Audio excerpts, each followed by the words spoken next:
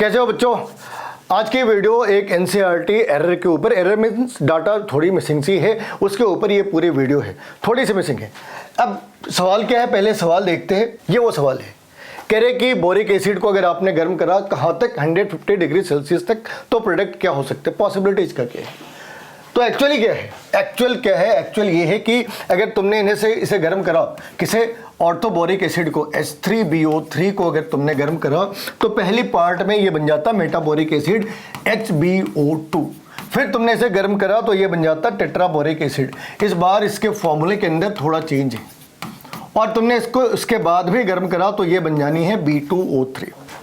अब अगर इसके टी पे ध्यान दें तो पहले ये अप्रॉक्स 100 डिग्री सेल्सियस है, दूसरी बार में एक रेंज है जो 160 डिग्री सेल्सियस के अप्रॉक्स है, तीसरी बार वापस फिर से एक रेंज है जो 200 से 220 का रेंज है।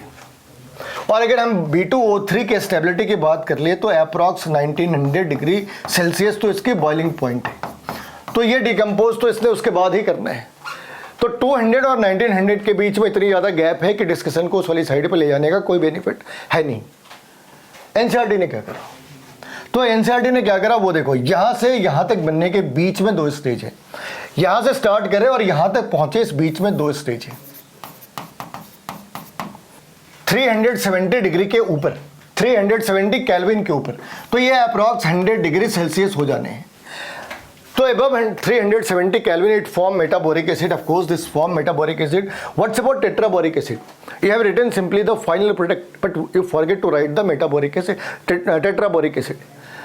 तो इन्होंने क्या करा, एक अप्रॉक्सीमेशन ले ली। इन्होंने कहा कि B2O3 तो मोस्ट स्टेबल कंपाउंड है, वो 220 से लेके 1900 डिग्री सेल्सियस तक स्टेबल है, तो टेट्राबोरिक एसिड को इंक्लूड करने की जरूरत नहीं। चलो ठीक है, आपकी अप्रोच सही हो सकती, तो फिर आपने 150 डिग्री वर्ड क्यों यूज करा, नहीं करना था। अगर आप एक साइड पे अप्रॉक्सीमेशन ले रहे तो आप दूसरी साइड पे इतने पिन पॉइंटेड टेम्परेचर के साथ बात क्यों करना चाहते। तो आपकी जो कन्फ्यूजन है वो आपके इस वाली साइड पे है कि या तो आप अप्रॉक्सीमेशन हर जगह यूज कर ले, आप सवाल के अंदर 150 लेकर ही ना आए, 100 पूछा बियॉन्ड 100 पूछा, बिलो 100 बियॉन्ड 100 ऐसे कर लेती, आसान सी बात थी, लेकिन आपने ऐसा नहीं करा। और टेट्राबोरिक एसिड एग्जिस्ट करती है, इसके क्या एविडेंसेस है, इसके बड़े सारे एविडेंसेस हैं, कुछ एविडेंसेस हमने इकट्ठे कर रखे हैं। मतलब ये बड़ी सिंपल सी चीज़ है, एक जर्नल ऑफ मटेरियल रिसर्च है, इसके बाद और यहाँ पे ये चीज़ें जो है वो रिसर्च गेट नाम की एक ऑर्गेनाइजेशन है, रिसर्च गेट, यहाँ पे पब्लिश हुई है। यानी इसके तो काफ़ी सारे एविडेंस हैं कि ये चीज़ें जनरेट होती है। तो तुम देखोगे यहाँ पे इन्होंने तुम्हारे फेवर में थोड़ी सी बातें करी।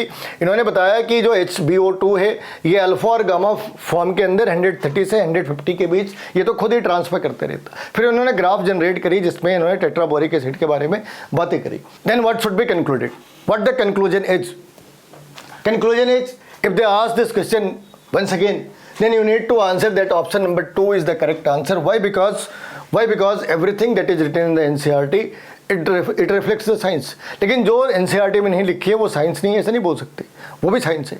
NCERT ने अपने पास्ट के अंदर भी बहुत सारी चीज़ों को रेक्टिफाई कर रहे हैं, वो आगे भी से रेक्टिफाई कर लेंगे। इसमें गलती क्या है, अगर हमने स्टार्ट करी और एंड करी तो उसके बीच में दो और प्रोडक्ट बन रहे थे, NCERT ने सिर्फ एक प्रोडक्ट बनाई, यही गलती है ना, उसे वो आगे रेक्टिफाई कर सकते हैं। इस वाली बात को बहुत ज़्यादा मैग्नीफाई करने का मतलब नहीं बनता, क्योंकि एरर फ्री और एब्सोल्यूट हो जाना, एरर फ्री हो जाना और परफेक्ट हो जाना, ये सारी बातें दो लोग करते हैं, एक जो बड़े जीनियस किस्म के होते हैं, दूसरा जिसने कोई काम ही नहीं करा। भाई जब आप काम करेंगे तो गलतियाँ होती रहती है, इट्स अ क्वाइट नेचुरल।